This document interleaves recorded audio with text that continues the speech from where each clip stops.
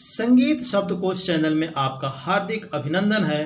ताल परिचय के अंतर्गत देखते हैं रूपक ताल का परिचय।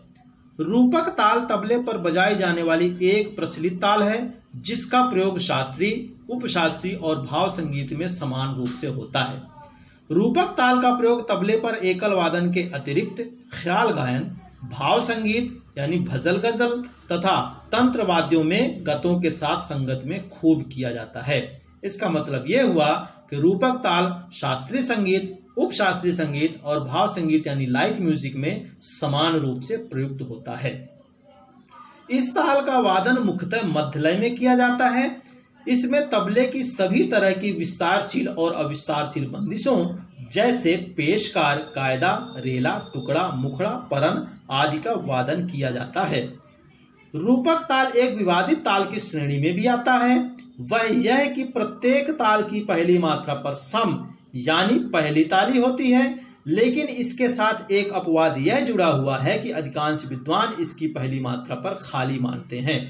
यह एकमात्र ऐसा ताल है जिसकी पहली मात्रा पर खाली प्रदर्शित की जाती है। ऐसा मानने के पीछे का कारण यह है कि इस ताल की पहली मात्रा का बोल ती खाली का बोल है, तो इसलिए इस ताल को हम एक अपवाद की ताल की श्रेणी में रखते हैं, विवादित ताल की श्रेणी में रखते हैं।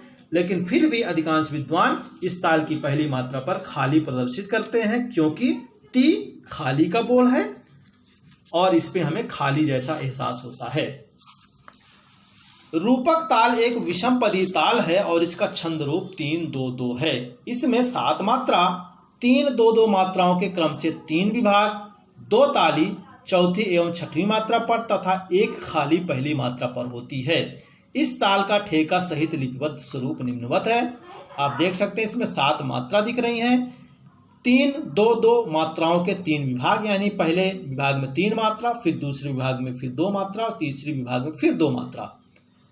पहली मात्रा के नीचे हम 0 देख रहे हैं। 0 मतलब खाली, यहाँ पर हम खाली प्रदर्शित करते हैं।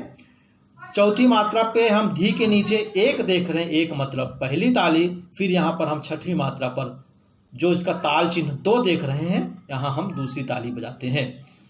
इसमें एक महत्वपूर्ण चीज आप देख रहे हैं कि ती पे हम शुरू करते हैं और ती पे ही हम समाप्त कर रहे हैं यहाँ पर। तो इसका मतलब ये होता है कि ताल जो होता है सर्किल वाइज चलता है और ताल एक बार शुरू होने के बाद उसको हम कंप्लीट करते हैं और जब भी समाप्त करते हैं तो हम उसकी पहली मात्रा पर यानी सम पर समाप्त करते हैं। तो इसलिए ती से शुरू करके हमने पूरा मात्रा दिखाया, आवर्तन पूरा किया और यहाँ पर हम ती पहली मात्रा पर आकर इसको समाप्त कर दिया। एक और बहुत महत्वपूर्ण बात ध्यान देने की आवश्यकता यहाँ पर कि रूपक ताल से मिलती हुई ताल तीव्रा ताल है जो पखावज में बसती है। तीव्रा ताल में भी 7 मात्रा होती हैं, उसमें भी 3-2-2 के क्रम से 3 विभाग होते हैं और उसका बोल जो होता है धा दिनता टेटकत गदिगन और उसके तीनों विभाग में तालियां होती हैं, उसमें कहीं खाली नहीं होती।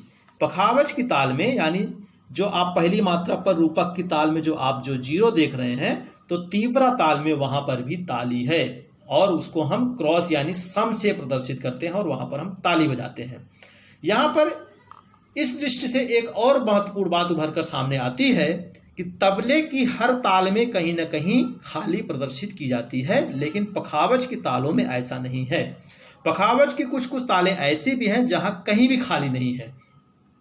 तो इस दृष्टि से यदि देखा जाए खाली प्रदर्शित करने की दृष्टि से, चूंकि तबले की लगभग हर तालों में कहीं न कहीं खाली होती है, तो यदि हम रूपक की ताल की पहली मात्रा पर हम ताली प्रदर्शित करेंगे तो खाली कहाँ प्रदर्शित करेंगे। तो इस दृष्टि से भी आप गौर कर सकते हैं कि रूपक ताल की पहली मात्रा में हम खाली प्रदर्शित करते हैं। आपको हमारा यह प्रयास उम्मीद है अच्छा ही लगा होगा और आप हमारे चैनल को सब्सक्राइब कर सकते हैं, इस पर लाइक, शेयर और कमेंट्स भी कर सकते हैं। एक और महत्वपूर्ण बात, इस चैनल का जो मकसद है संगीत की बहुत सी महत्वपूर्ण जानकारियों को आप तक पहुंचाना, इसलिए आप संगीत से जुड़ी दूसरी जानकारियों के लिए इस चैनल पर आप जाकर दूसरी जानकारियों को सर्च कर सकते हैं, खोज सकते हैं, देख सकते हैं और अपना ज्ञानवर्धन कर सकते हैं। धन्यवाद।